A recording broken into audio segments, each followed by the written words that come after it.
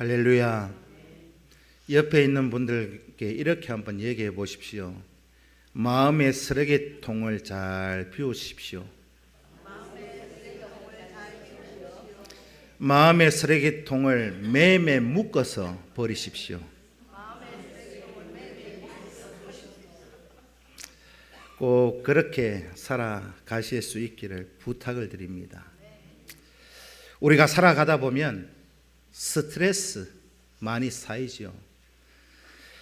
처음부터 이 스트레스가 조금 쌓인다고 탈이 나지는 않습니다.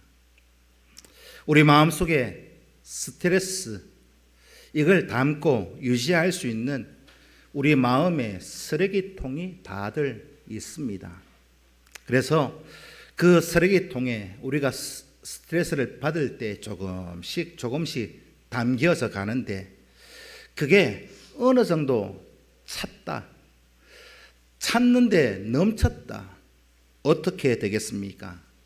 쉽게 예를 들어서 말씀을 드리면, 여러분들 집에 음식물 쓰레기통이 다들 있으실 텐데, 또 요즘은 싱크대 밑에 음식물 쓰레기를 이렇게 말려서 배출하는 그런 것도 있긴 있던데, 보편적으로 음식물 쓰레기가 생기면 그 음식물 쓰레기통에 조금씩 담아 두잖아요.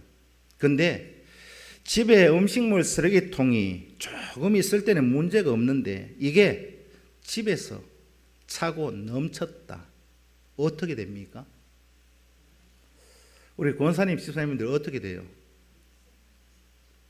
악취가 나고 문제가 일어납니다. 뚜껑을 딱 덮어놓고 있을 때 아무 문제가 없는데, 이게 차고 넘쳐서 뚜껑이 열렸다. 그럼 상상에 맡기겠습니다. 그런데 그 통이 차고 넘치면 여러 가지 문제들이 있잖아요. 냄새도 나고 날파리들도 초파리라고 그러죠. 그런 것들도 막 생기기 시작하고 문제가 생깁니다. 우리의 마음도 마찬가지입니다. 여러분들의 마음 속에 스트레스를 받을 때 담는 통이 하나씩 다 있습니다. 이 쓰레기통에 반쯤 스트레스가 이렇게 차 있을 때는 별로 문제 없이 잘 생활합니다. 그런데 내 마음 속에 스트레스가 담겨져 있는 이 통이 차고 넘쳤다. 차고 넘치면은요, 어떻게 되는가? 어느 정도 있을 때는 우리가 잘 생활하다가도 차고 넘치면은요, 잘 비워야 됩니다. 또 현명한 사람은 이 쓰레기통이 넘치기 전에 갖다 버려야 됩니다. 많이 쌓여 있을지라도 이것을 제때 잘 비워내기만 하면 별 문제 없이 살아갑니다. 그런데 만약에 그 쓰레기통이 넘쳤다. 그래서 스트레스가 밖으로 이렇게 차고 넘쳐 흐르면 어떻게 되느냐? 우리 육신에도 좋지 못하는 영향을 끼칩니다. 그래서 넘칠 때 여러분들 심각해진다는 사실을 꼭 기억하고, 넘치기 전에 여러분들 마음에 있는 스트레스, 그 쓰레기통을 잘 비워내실 수 있기를 축복합니다. 제일 간단한 방법이 뭘까요? 내가 스트레스를 받아서 짜증나고 혈기가 올라오고 그럴 때 가장 쉽게 해결할 수 있는 방법이 뭐냐? 말로 털어내는 겁니다. 그래서 딸이 필요하다 그러죠. 딸 없는 분들 죄송합니다. 그래서 딸이 필요하다. 친구가 필요하다. 마음에 쌓인 이 스트레스를 제일 쉽게 처리할 수 있는 방법이 말로 이렇게 하면 좀 풀려지는 거. 여러분들 다 경험해 보셨죠? 말 안 하고 담아놓고 있을 때는 미칠 것 같았는데, 그래도 말하고 나니까 이제 좀 숨을 좀 쉴 것 같다. 그런 표현들 하시잖아요. 마음의 쓰레기통, 이 스트레스를 비우는 방법은 이것뿐만이 아니라 여러 가지가 있을 수 있습니다. 오늘 본문은 다윗이 스트레스 받고 있을 때 그 마음의 쓰레기통을 어떻게 비우는지 우리에게 말씀해 주고 있는 본문이 오늘 시편 57편 말씀입니다. 그 모델로 우리에게 가르쳐 주고 있지요. 오늘 이 본문은 다윗의 기도입니다.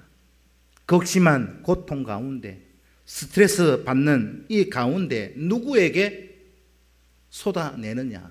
누구에게? 하나님께.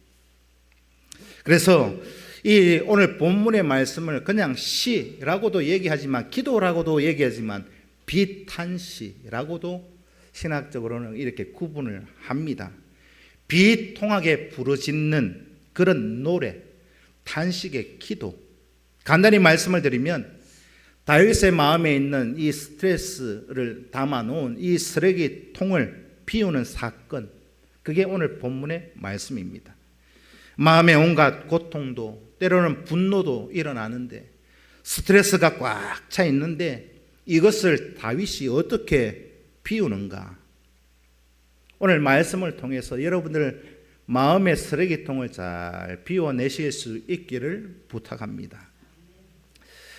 여러분들 집안에 음식물 쓰레기통이 다 있으신데 근데요 이 음식물 쓰레기통을 들고 음식물 수거함에다 갖다 내놓으려고 들고 가다가 쏟았다. 어떻게 됩니까? 만약에 아파트 사시는 분들은요, 아파트에서 이제 내다 놓으려고 엘리베이터 딱 타고 내려는데 거기서 쏟았어요. 뒷감당 되십니까? 이 음식물 쓰레기를 내놓는데 주차장에서 쏟았다. 그거요, 감당 안 됩니다. 치워도 냄새는 납니다. 음식물 쓰레기통은 수거함에다가 잘 비우고 뚜껑을 잘 닫아야 냄새도 안 나고 뒤탈이 없습니다. 마음의 쓰레기통도 마찬가지입니다. 자기가 힘들다고 아무나한테 가서 사질러 놓으면 그거 더 골치 아파집니다. 엘리베이터 쏟은 거하고 주차장에 쏟은 거하고 똑같다 이 말입니다. 그래서 우리 마음의 쓰레기통, 스트레스 받고 분노가 일어나고 혈기가 올라올 때 차곡차곡 잘 쌓아두었다가 이것을 우리가 음식물 쓰레기를 내다 놓을 때보다 더 조심해서 비워내셔야 합니다. 시편 57편은 그것을 다윗이 모델로 해서 그 본보기를 우리에게 말씀해 주고 있습니다. 오늘 말씀을 주의 깊게 듣고 보고 생각해서 다윗처럼 우리 마음의 쓰레기통에 차 있는 그 모든 오물들 그걸 잘 비워서 나 자신도 기쁘고 주위에 있는 사람들도 기쁘고 우리 모두가 기뻐할 수 있는 그런 삶의 인생을 살아내실 수 있기를 축복합니다. 우리 집에서는 잘 이렇게 비웠는데 밖에 나가서 질질질 흘리고 다니면은요, 나는 기분 좋을지 몰라도 주위 사람이 기분 나쁩니다. 저도 엘리베이터를 한 번씩 타다 보면 이 음식물 쓰레기통에 그 국물이라 해야 될까요? 그거 막 떨어져 있으면요, 엘리베이터 문이 열리는 순간 막 악취도 나고 어디 서 있어야 될지 아니 그렇게 하는 사람 보면 죄송한 표현이면 야마리도 없어요. 자기가 치워야 되는데 치우지도 않고.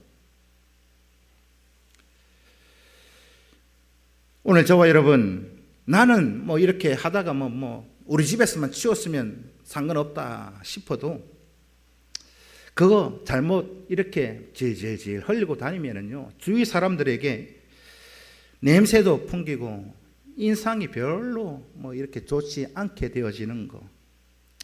그래서 나는 기분 좋고 옆에 사람은 아무렇지도 않아도 된다.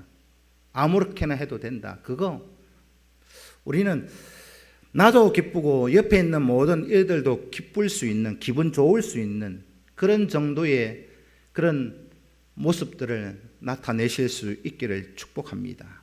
우리가 하나님 앞에서 어떻게 우리 마음의 쓰레기통을 잘 비워내어 가야 하는가 생각해 보시고, 나도 기쁘고 주위 사람들도 기뻐할 수 있는 그 방법이 무엇인가 오늘 말씀을 통해서 함께 살펴보려고 합니다. 오늘 본문 1절부터 5절까지는 다윗의 이 기도인데 한 줄로 요약하면 은혜를 베풀어 주소서. 다윗은 재앙을 만났을 때 하나님께로 피하고 하나님께로 쏟아냅니다. 그래서 오늘 본문 시편 57편 1절 말씀을 한 번 더 읽습니다. 시작.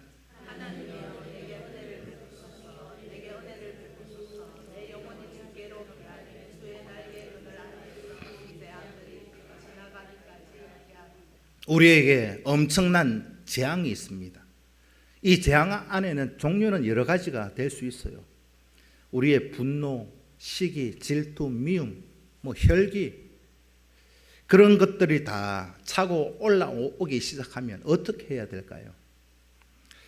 재앙이 완전히 오늘 본문 1절에 보면 폭풍우처럼 소나기처럼 몰아치는데, 여러분 우리가 흔히 하는 말들이 있지요. 쓰레기통을 이렇게 착 차고 쌓아두고 이게 넘치지 않기 위해서는 이걸 버려야 되는데, 이 버리기 위해서는요, 일단은 이 넘치기 전에 어떻게 관리를 해야 되잖아요.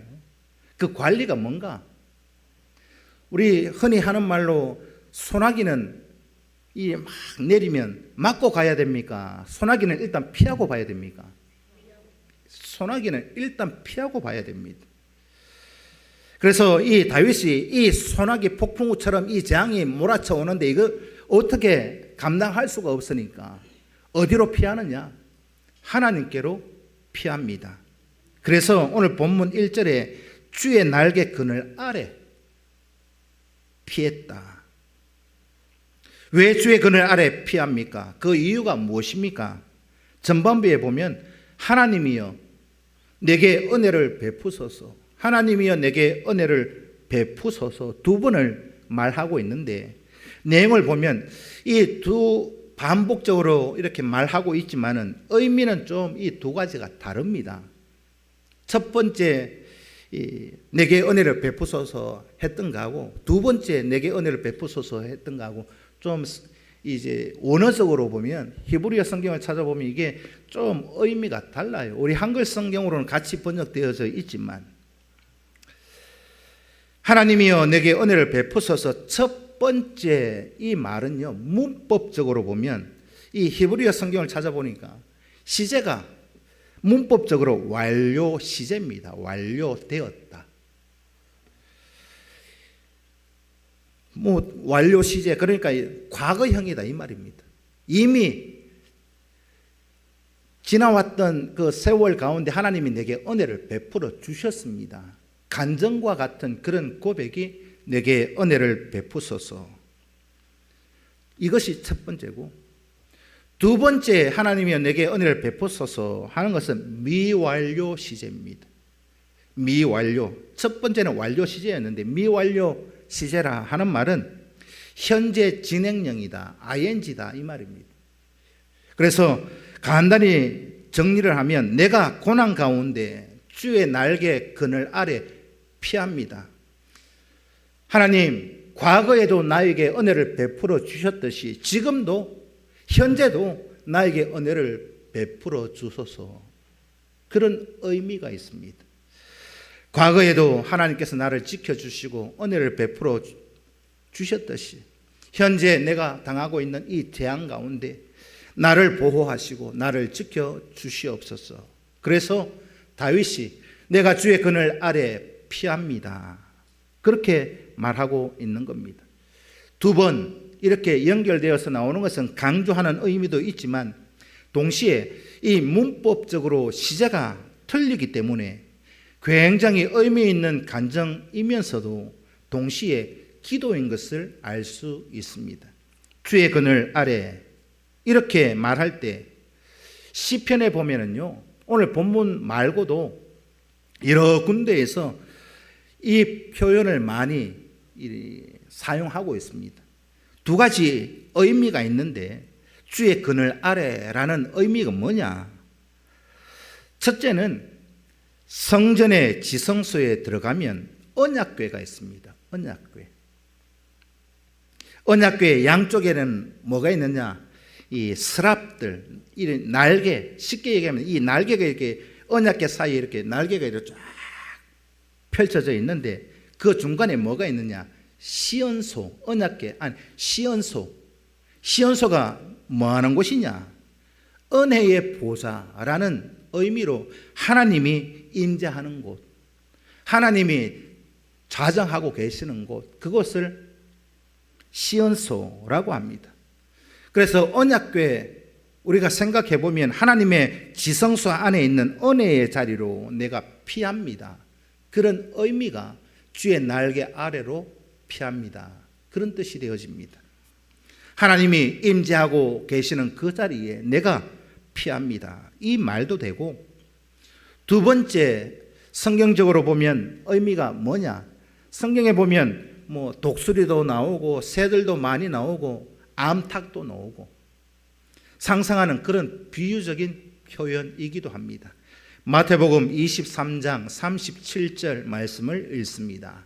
시작.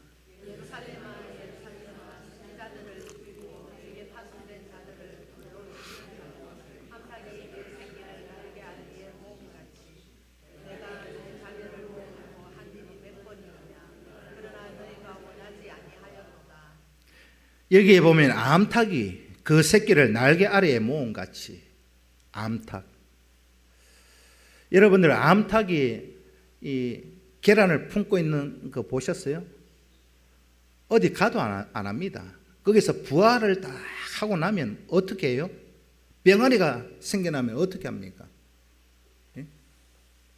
자기 생명보다 더 병아리를 지킵니다. 예전에 제가 군대에 있을 때 보니까요, 이 암탉이 병아리들을 앞에 암탉이 가면 병아리 몇 마리가 쫄쫄쫄쫄 따라가요. 보셨어요? 따라가는데 제가 한날 운전하고 가다 보니까 매 같은 거, 독수리 같은 게 거기에 창공을 쫙 나니까 암탉이요, 병아리들 이렇게 뒤에 따라오다가 뭔가 이 새가 쫙 날라오니까요, 암탉이 어떻게 하느냐?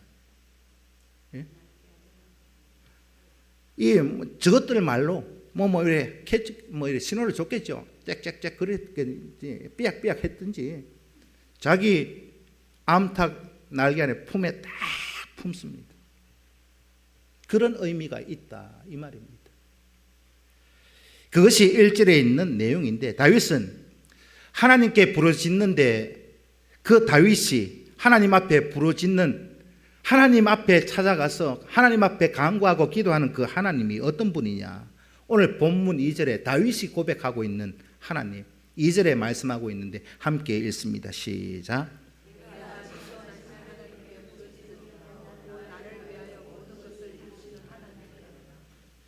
나를 위해서 뭘 해요? 모든 것을 이루시는 하나님. 여기서 나를 위해 모든 것을 이루시는 하나님이라는 말은 다윗은 하나님의 뜻을 구하고 있다라는 겁니다. 억울하고 고통받고 스트레스 가운데 하나님의 뜻이 이루어지기를 기도하고 있습니다. 그래서 하나님 앞에 모든 것을 이루시는 하나님 앞에 이 모든 억울하고 막 속상하고 스트레스 받는 그 모든 것들을 하나님 앞에 간구하고 기도해서 하나님이 그 모든 것들을 이루어 달라, 그렇게 기도하는 내용입니다. 1차적으로 하나님의 뜻이 이루어지면 다윗은 어때요? 기도가 응답되어진 겁니다. 1차적인 수혜자는 다윗이지요. 다윗과 주변에 악인들이 있는데 거기서 하나님의 뜻이 이루어지면 다윗은 의인으로 인정을 받고 악인들은 심판받는 그 자리인 것입니다. 그래서 하나님의 그 모든 것 뜻이 이루어지기를 간구하는 기도의 의미가 그런 뜻입니다. 여기서 나를 위해서 모든 것을 이루시는 하나님, 그 의미가 그런 뜻이지요. 하나님께서 어떻게 자기의 뜻을, 다윗의 뜻을 이루어 가시는가? 시편 오늘 3절 말씀을 함께 읽습니다. 시작.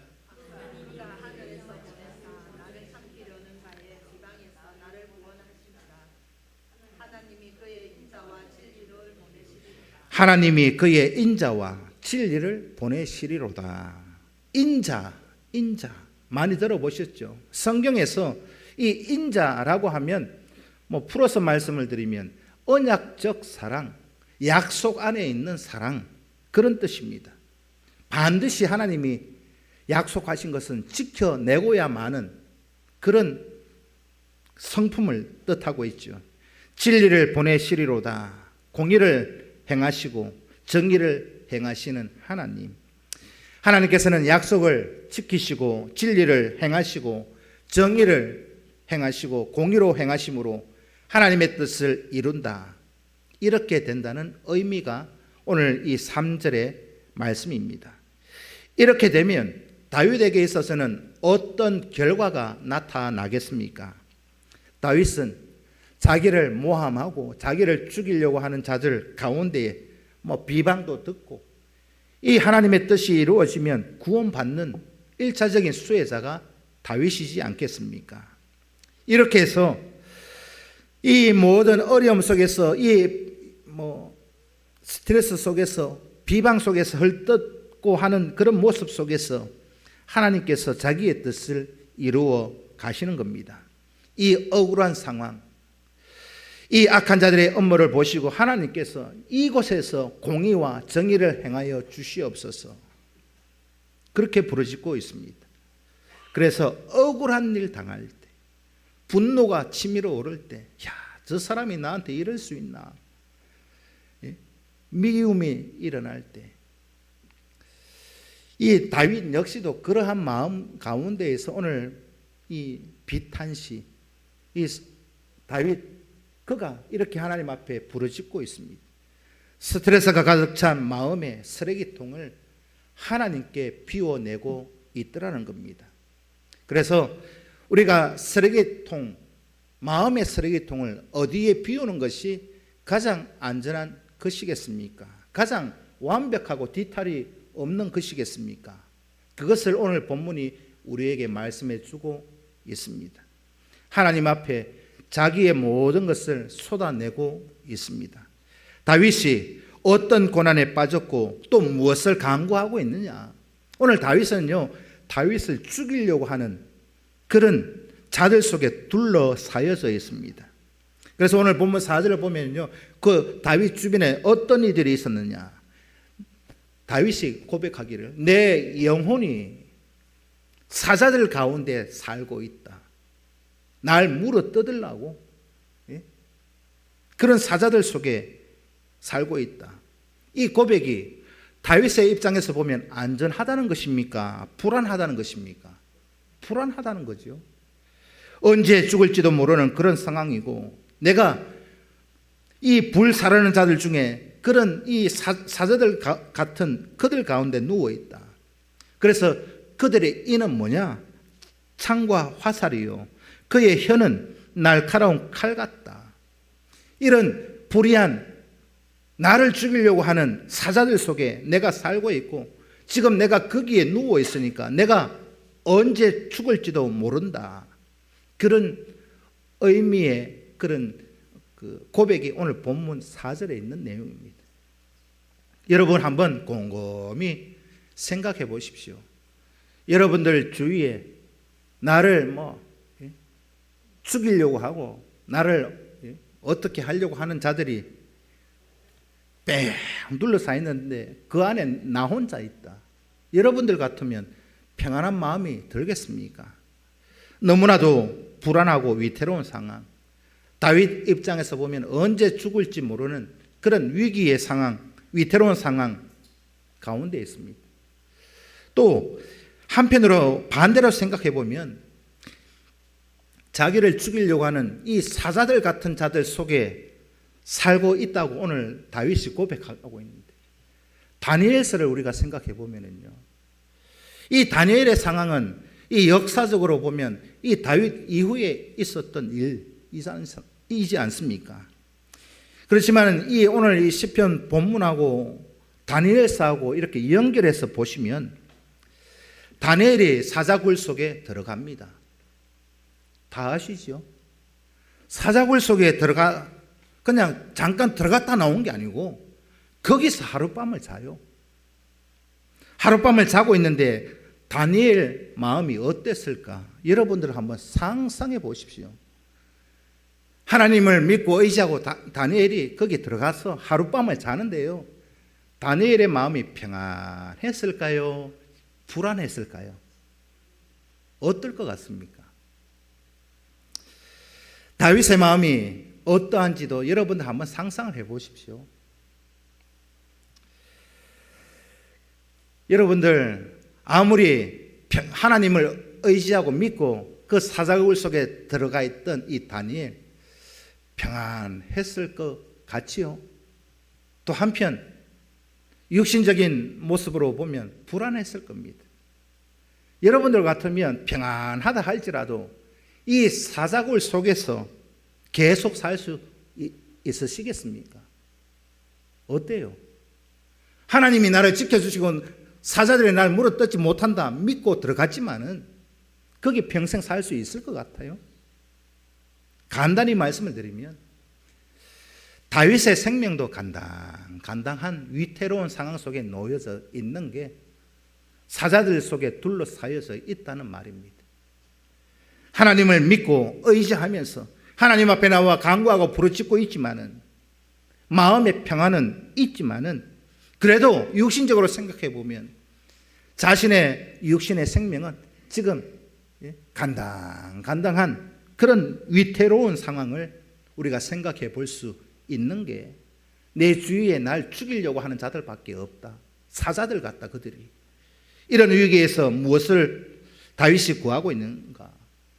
주의 영광이 온 세계 위에 높아지기를 원하고 있습니다. 주의 영광이 온 세계 위에 높아지기를 다윗이 그렇게 고백하고 있습니다. 다윗에게 고난의 밤은 지나갔고 이제는 기쁨의 새 아침이 밝아왔다, 그 말입니다. 사자굴 속에 던져진 다니엘에게 하룻밤이 지나고 새날이 밝았지요. 어떻게 되었습니까? 굴에서 나오는 거잖아요. 이게 하나님의 영광이 임하는, 하나님의 그 밝은 새 아침이 임하는 그때 일어나는 반전, 그것을 말씀하고 있습니다. 그래서 우리는 하나님 앞에 영광을 구해라. 그것이 우리가 살 길이고, 하나님의 영광만 구하면 하나님이 모든 것을 바꾸어 주신다. 반전을 나타내신다. 믿으십니까? 이것이 의인의 기도 내용이어야 합니다. 기뻐하고 즐거워하는 환경으로 바뀌어집니다. 다윗의 이 전반부 기도가 하나님의 영광을 구하는 것으로 전반부가 끝이 납니다. 그런데 6절부터 마지막 11절까지에 보면 다윗이 무엇이라고 고백하느냐? 6절에 보면 내가 찬송하리라. 내가 찬송하리라. 악인들은 다윗을 잡으려고 거물을 준비하고 악인들은 다윗을 잡으려고 웅덩이까지 팠습니다. 그래서 다윗은 내 영혼이 억울하다고 하나님 앞에 탄식하지요. 탄식했더니 그 결과 어떻게 되었습니까?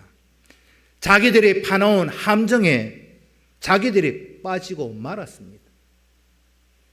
다윗을 죽이려고 하던 자들이 구덩이도 파고 건물도 준비했는데 거기에 누가 들어가느냐? 사자들 같이 다윗을 죽이려고 하던 자들이 거기 다 들어가 있더라. 이런 반전 누가 행하셨습니까? 하나님이요. 이런 반전은 의인이 부르짖는 기도를 들으시고 하나님이 이루어 주신 것입니다. 믿으십니까? 성경에 보면 하나님께서 이루어 가셨던 그런 반전들이 성경 여러 군데 등장하고 있는데 대표적으로 다니엘서 6장의 사건, 조금 전에 말씀드린 거고요. 그게 반전이지 않습니까?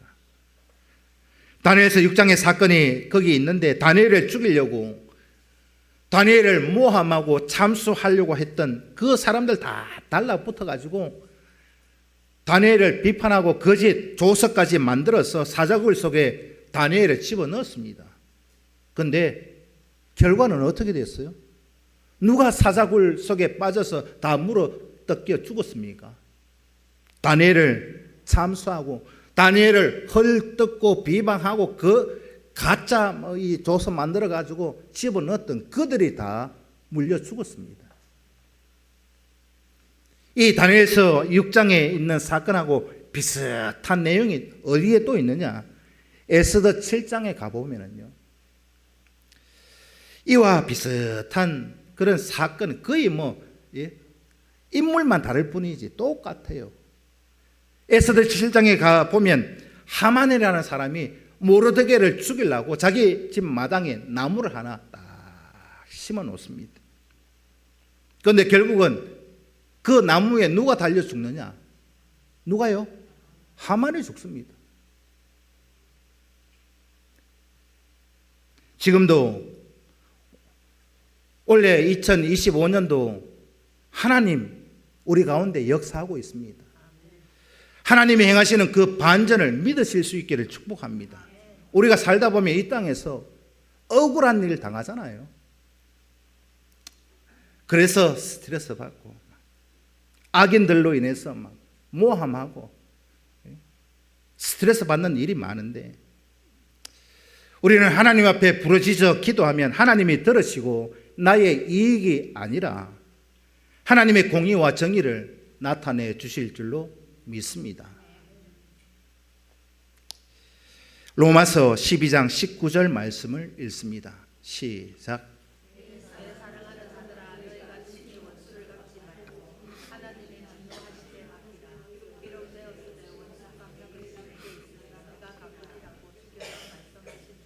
로마서 12장 19절 말씀, 이게 반전입니다.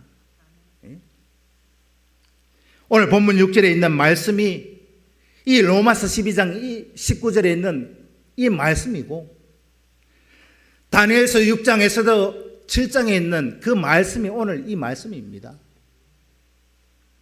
오직 하나님의 공의를 위해서 기도하라. 그러면 하나님께서 반전을 나타내실 겁니다. 의인을 구원해 주실 겁니다. 오늘 6절, 하나님이 이루시는 반전, 한마디로 얘기하면 구원이잖아요. 6절을 기점으로 해서 다윗의 마음에도 반전이 일어납니다. 6절 이전까지는요, 비탄식이라고 그랬잖아요. 탄식하며 하나님 억울함을 이렇게 부르짖는 그런 비통한 기도였다면, 정말로 억울하고 비통한 어쩔까 저 인간들을 날 잡아먹으려고 날 험담하고 그 무리들 가운데 하나님 어찌 할 바 몰라 하는 이 다윗, 5절까지의 내용이 그것이라면, 오늘 이 6절 이후부터는 다윗이 어떻게 그의 마음이 바뀌었느냐, 애통해하고 비통해하고 막 스트레스 받고 있던 그 마음이 하나님 앞에 간구하고 나니까 6절부터 무엇으로 바뀌어요? 기뻐하고 찬양하더라. 오늘 7절에 내 마음의 확신을 가지고 구원을 찬양하고 있습니다. 그래서 오늘 본문 7절을 다시 한번 읽습니다. 시작.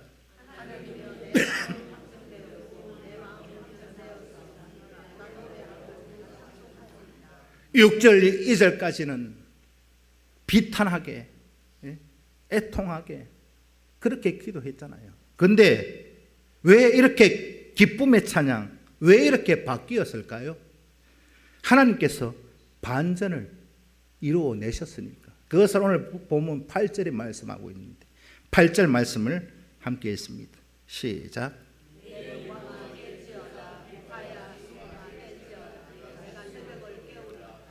이 말은 다른 말로 하면 내가 새벽을 깨우리다.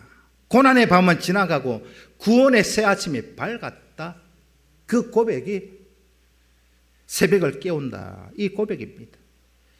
이것을 우리가 성경적 인물들 가운데 어떤 그림을 생각해 보면 창세기 32장에 기록되어져 있는 이 야곱 그림하고 똑같습니다.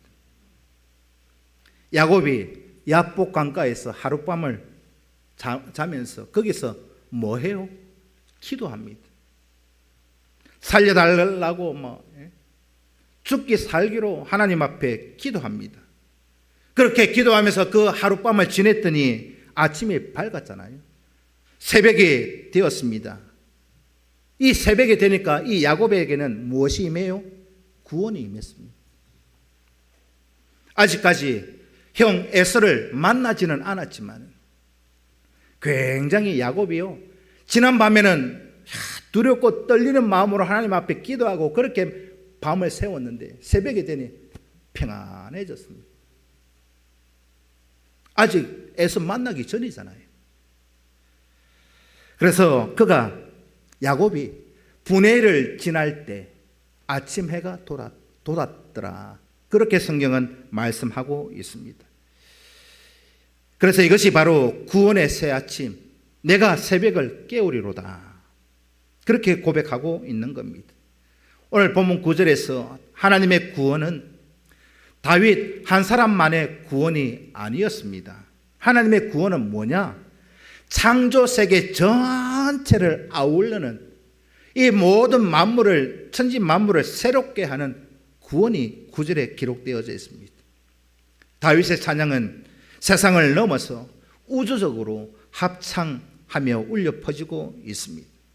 이것이 자신의 구원을 하나님 앞에 고백하고 있는 그 다윗의 찬양이잖아요.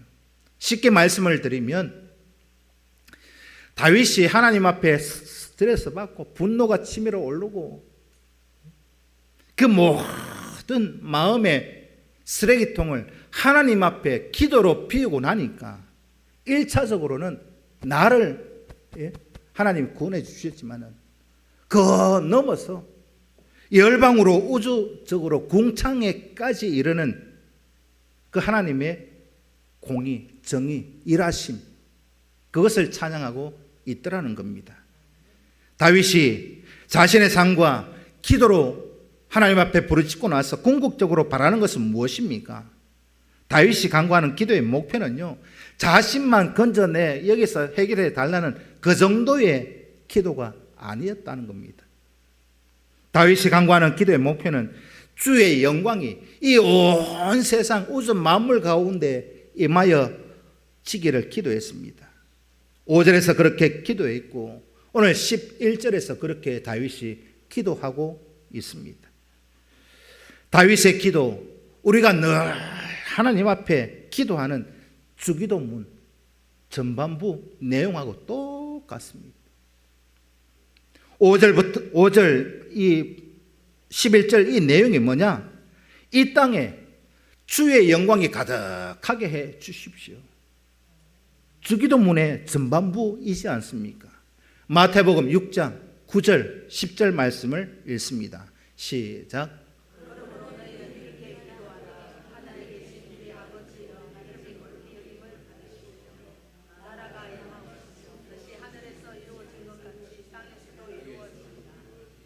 오늘 본문 5절 11절 내용이요, 주기도문하고 똑같은 겁니다. 우리는 살면서 스트레스 없는 날 있으십니까? 스트레스 안 받는 분도 있어요. 질병으로도 스트레스 받고 하루하루 살아가는 모든 일이 스트레스 가운데 살아갑니다. 세상 돌아가는 모든 이런저런 일들 우리에게는 스트레스로 와닿고 있습니다. 우리가 살아가는 날 동안에 스트레스 없는 날 없어요. 언제까지요? 내가 죽어야 이게 스트레스 안 받지. 천국 가서 기쁘니까. 우리가 죽기 전에는요, 스트레스 다 와요. 이걸 어떻게 여러분들 해결하시렵니까? 우리가 믿음으로 지혜롭게 살아가는 생존 방법, 생존 법칙, 그게 무엇일까요? 우리 마음의 쓰레기통을 제때 비우는 겁니다. 쌓아두지 마십시오. 냄새 납니다.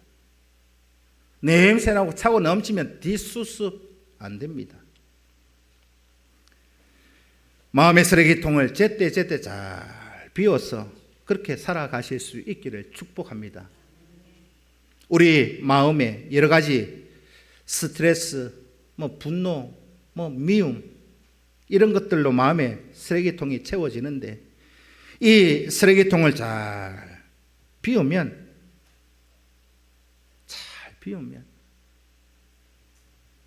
이 제약된 세상 가운데 우리가 살아가고 있을지라도 날 잡아 죽이려고 하는 이들이 우리 주변에 널려져 있을지라도 우리는 천국의 기쁨을 누리며 살아가게 될 겁니다. 스트레스로 가득한 이 마음의 쓰레기통 어디에 비워야 하겠습니까? 화가 난다고, 내 성질 난다고 가족에게 쓰레기통 한번 비워보십시오. 억울하다고 옆에 있는 누군가에게, 성도에게 쏟아 부어보십시오. 어떻게 되는가? 마음의 쓰레기통, 그 모든 거는요, 음식물 쓰레기처럼 잘 묶어서 하나님 앞에 쏟아내십시오. 비우십시오. 집에서 음식물 쓰레기통 비울 때 여러분들 대충 들고 나갑니까? 어떻게 해요? 제가 상상해 보니까 그래요. 이게 음식물 쓰레기통이다, 쓰레기 봉지다. 그러면 혹시나 이 싱크대에서 현관까지 들고 나갈 때 우리 집안에 국물 한 방울이라도 흘릴까 싶어가 말이에요. 바치가 덜덜덜 뛰가잖아요. 맞죠? 한 방울이라도 안 흘리려고. 그것처럼 매매 묶어서 잘 묶어서 밖에 음식물 수거함에 넣어야 되잖아요. 그러니까 우리의 마음의 쓰레기통도 마찬가지입니다. 매매 잘 묶어야 돼요. 제대로 안 묶으면요 가족들에게 퍼붓습니다. 가족들에게 비워요. 성도들에게 흘리고 이러면 보는 사람들이 다 힘듭니다. 이제부터 하나님 앞에 나와서 다 쏟아내십시오. 가다가 질질질 흘리지 마시고 기도로 부르짖는 그 마음에 이 찌꺼기 하나까지, 국물 한 방울까지라도 다 비우고 우리의 삶은 감사와 찬양으로 깨끗이 헹궈서 하루하루 천국의 기쁨을 누리며 살아갈 수 있기를 축복합니다. 저도 우리 교회 이 식당에서 나오는 음식물 쓰레기 보면 제가 누구라고는 말씀을 안 드리겠습니다만은 그 비우고 나면은 다 헹궈 놓으시더라고. 쓰레기통 비웠다고 그냥 내버려 두면 뚜껑 닫으면 냄새 나잖아요. 깨끗하게 헹궈요. 어떤 걸 넣어요? 감사와 찬양으로 헹구십시오. 그렇게 하실 수 있겠습니까? 우리 마음의 쓰레기통 잘 하나님 앞에 잘 비우고 잘 헹궈서 우리 평산교회가 천국의 기쁨을 누리며 천국의 이 모델로 쓰임 받을 그런 우리 성도, 우리 교회 공동체가 꼭 되시기를 주님의 이름으로 축복합니다. 기도드리겠습니다. 살아계신 아버지 하나님,